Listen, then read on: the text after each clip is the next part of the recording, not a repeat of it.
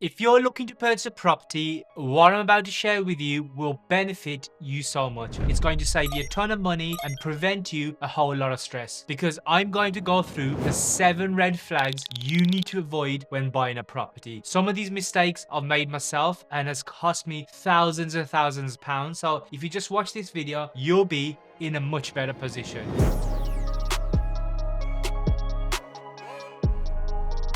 Talking about red flags, it doesn't mean that it's a no-no, but you just need to understand that you need to pay more attention to them, because at the end of the day, most of these things can be fixed as long as you have the knowledge. But just remember that just because they can be fixed, it still needs to be able to stack up as a deal, okay? And some of these things I've been a victim of myself. So I'm going to start off with some personal experiences, followed by other red flags that I just know to avoid based on my experience and knowledge. So the very first one is I actually bought this is a property with a damaged or leaky roof. Typically, roofs last anything between 20 to 40 years time. So it's just worth asking if they know, if the seller knows when the roof was last replaced, because otherwise it could cost you a lot of money. For mine, for example, it cost me £12,000 to replace as a new one. Also, look for signs of wear and tear, cracked tiles or sagging areas, because that basically indicates that there's water damage. And if there's water damage, then it's a telltale sign of a roof needing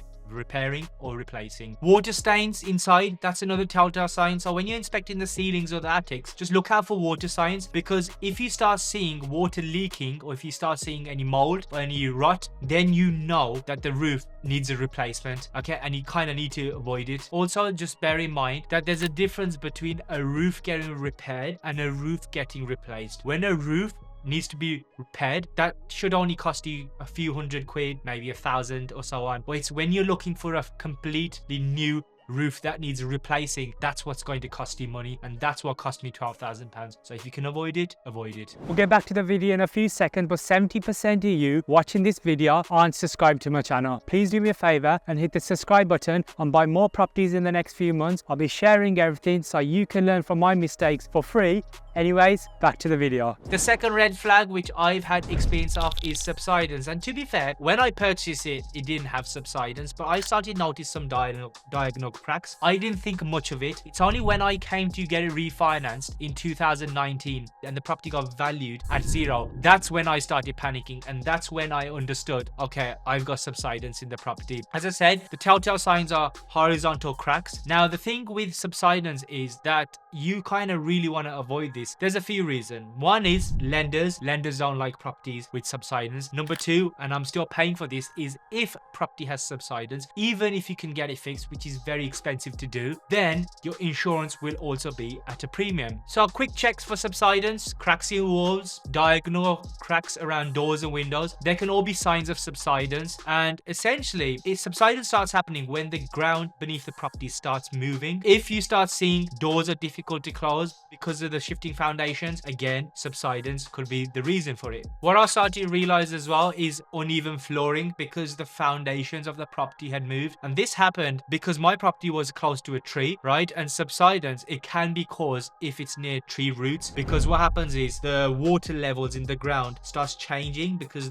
trees sucking up all the water, especially during summer, and that's exactly what happened with my property. Now, number 3 are boarded up properties. So luckily, I haven't purchased a property that was boarded up or in a boarded up area. Yes, there are potential for bargains, because while it may be a red flag, and it is, the thing with buying boarded up properties, it could present an opportunity if the area is going through regeneration. But generally speaking, boarded up properties or boarded up areas, right, it just indicates that the area's declining. It means the property values there are not going to be rising, and generally speaking, the properties over there are a lot cheaper than the other areas, and they tend to remain cheap. And the thing with these cheap boarded up properties are they're cheap for a reason. Surveyors don't like it. They're difficult in reselling, right? They're not very desirable. And properties in the areas, boarded up areas, they can have longer voids, vacancy rates. So always keep an eye out for boarded up properties. And this is quite an easy one to do. All you need to do is drive up in the area, and if you see couple, even 3 boarded up properties in an area, then I would try and personally avoid it. And on top of boarded up properties, also a lot of vandalism, a lot of graffiti. If you start seeing a lot of graffiti in the area, generally speaking, it's in a higher crime rate. It means there's a lot more antisocial behavior there as well. And it's the same with boarded up properties,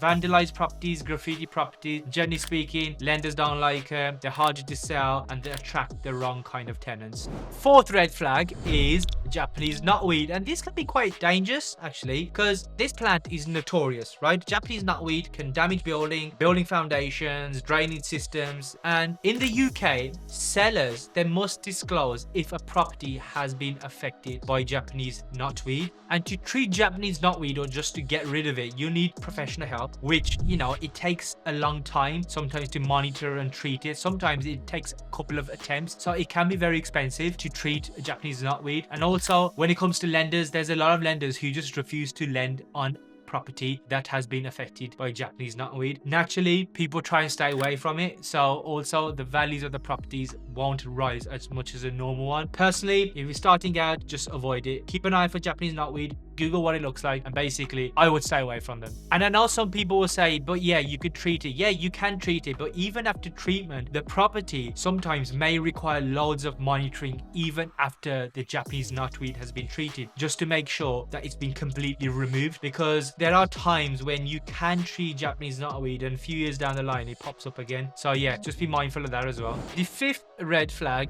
is asbestos. Now, asbestos is more common in the older properties, because back in the days, asbestos was used in construction before it got banned in 1999. And the thing with properties built before that, it had asbestos in walls, ceilings. And the thing with asbestos is, if you inhale it, it can cause serious health conditions, especially like lungs, and apparently it can cause cancer as well. So it's not very safe, and it's quite harmful, asbestos, if you have it in your property. And yes, you can remove asbestos. It will require professional help, but again, it can be expensive, especially if the material, you know, is spread throughout the property. And even refurbing a property with asbestos, it can be complicated, because it probably needs some other additional safety measures, and it just creates a lot more hassle than you really need. But just remember about the fact that sellers are required to disclose the presence of asbestos, and it could influence the property's marketability. Because think about it, if we know asbestos in a property is not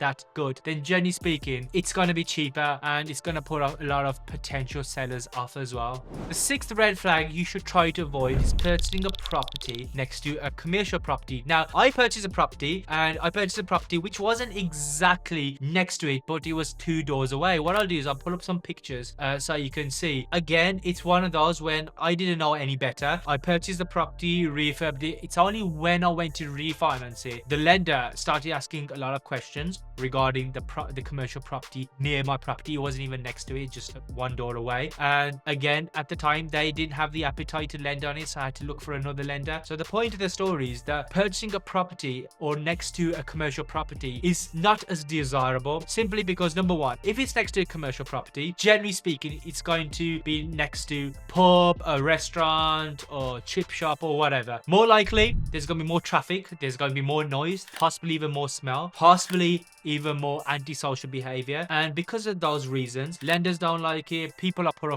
off by it. I didn't notice at the time, because when I purchased the property, the pub was actually closed, so I didn't get to see the, you know, all these things like the noise and the traffic and so on. If I did, I probably wouldn't have purchased it. So if you're looking to buy a property next to a commercial property, it's not the end of the world, but just understand that you may have difficulties in lending, you may have difficulty in selling it, and even renting it. The seventh red flag is purchasing a property in a flood risk area. Now, these kind of properties are generally near coastlines or where there's low-lying areas, right? And why is purchasing a property in a flood risk area risky? Now, it should be kind of common sense, because if you're purchasing a property in an area where there's potential for more floods, then your property is in more danger. When your property is in more danger, it puts people off, and also your premium is going to be high. And lendability, there's going to be fewer lenders who will want to lend on a property that is in risk of flooding, because properties in a flood area, the potential downside is a lot, right? If a flood comes, it's going to cause damage to the property structurally, it's going to be costly to repair, there's going to be ongoing maintenance issues, hassle, and properties in flood areas, right, or flood zones, they're harder to sell because it's kind of risky and it's going to impact the resale value. So all you need to do is check if the property has experienced flood in the past. You can check the history of flooding in an area just by ordering searches, which is, you know, part of your property conveyancing process anyways, right? So just ask your system for searches and look out for any